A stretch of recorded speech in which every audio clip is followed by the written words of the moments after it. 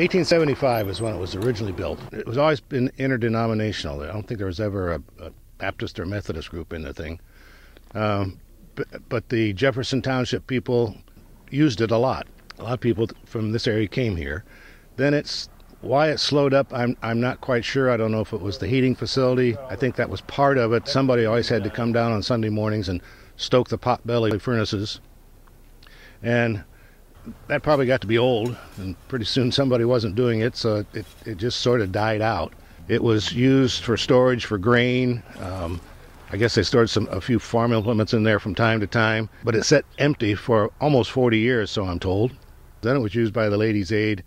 The Skinner Lake Homeowners Association used it for a meeting place. And then in 2001 or 2002, the Jefferson Township local people decided they needed to save the church and started working on it. So from 2002 to I was dedicated, I believe, in 2012. Took about 10 years of basically almost all volunteer work. If they did have to hire anything done, the volunteers were the ones that paid for it. The south wall here was actually leaning a little bit, so that had to be straightened. All the bricks had to be repointed.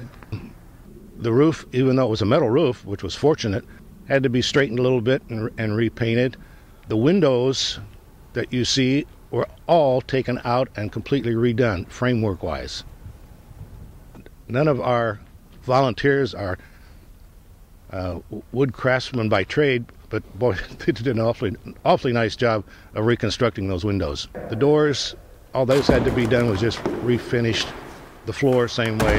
It still has the original pine floor, and we didn't have to do anything different except sand it down and clean it. Everything had to be re-drywalled. I don't know how high those ceilings are in there, 30 feet. That was all done by two people on scaffolding, re-drywalled the entire ceiling. Again, people had to be doing it with a labor of love, since there was nothing professional really. And you'll see when you see the inside of the church, all the artwork that had to be replaced. There's a beautiful old bell up in the belfry that had to be taken out and cleaned and put back in. That was quite a chore, but it's a lovely old bell. We're very proud of it. Anybody comes in is supposed to ring the bell. About the time the church was dedicated, which I believe was 2012, or rededicated, we started working on the annex next door, the Forker Annex. And that building provides kitchen, bathroom facilities, and heat and air conditioning for both buildings. If you think about trying to save some pieces of history, especially for the people in this end of the state that knew about the church, I think the more buildings we can save, the better off we are, rather than trying to knock everything down and start new. And it gives the community a place to go and have events, Christmas parties, family get-togethers. We even have square dances here.